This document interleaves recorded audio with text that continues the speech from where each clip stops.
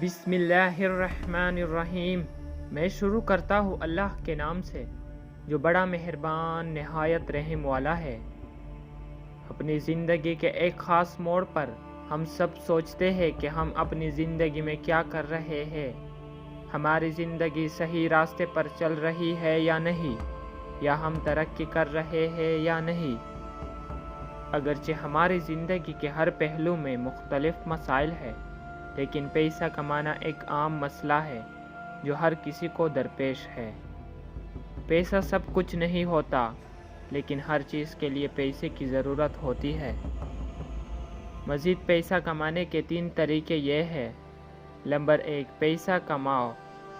امیر بننے کا طریقہ پیسہ کمانا ہے، نہ کہ بچت کرنا اور نہ خرچ کرنا۔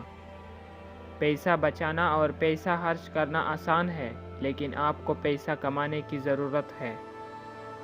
بے وقوف لوگ فضول چیزوں پر پیسہ خرچ کرتے ہیں، جہاں عقل مند صرف پیسہ کمانے پر توجہ دیتے ہیں۔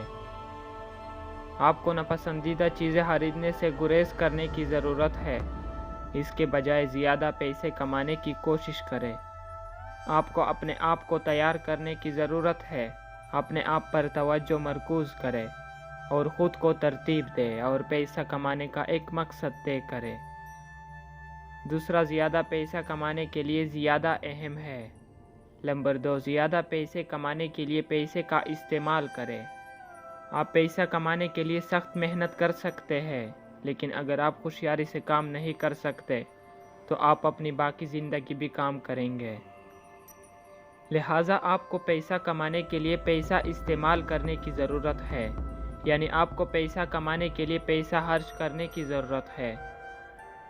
ایک بات یاد رکھیں کہ امیر پیسے کے لیے کام نہیں کرتے، بلکہ پیسہ ان کے لیے کام کرتے ہیں۔ اسی طرح اگر آپ زیادہ پیسہ کمانا چاہتے ہیں تو پیسہ کمائیں اور زیادہ پیسہ کمانے کے لیے پیسے کا استعمال کریں۔ تجارت یا کسی سرمایہ کاری میں پیسے کا استعمال کریں۔ لہٰذا تجارتی مارکیٹنگ، اسٹاک اور سرمایہ کاری کے لیے اپنی مہارت اور علم کو فروغ دیں۔ نمبر 3، تیسرا صرف 1 اور 2 کو دہرانا ہے۔ یہ اس بارے میں نہیں ہے کہ آپ کتنا پیسہ کماتے ہیں یا بچاتے ہیں، یہ آخری بات ہے۔ آپ کے پاس کتنا پیسہ ہے یہ آپ کے لیے کتنی محنت کرتا ہے اور آپ اسے کتنی نسلوں تک رکھتے ہیں۔ اگر آپ ان سے اتفاق کرتے ہیں تو نیچے کمنٹ کریں تاکہ میں بھی مزید پیسہ کماؤں۔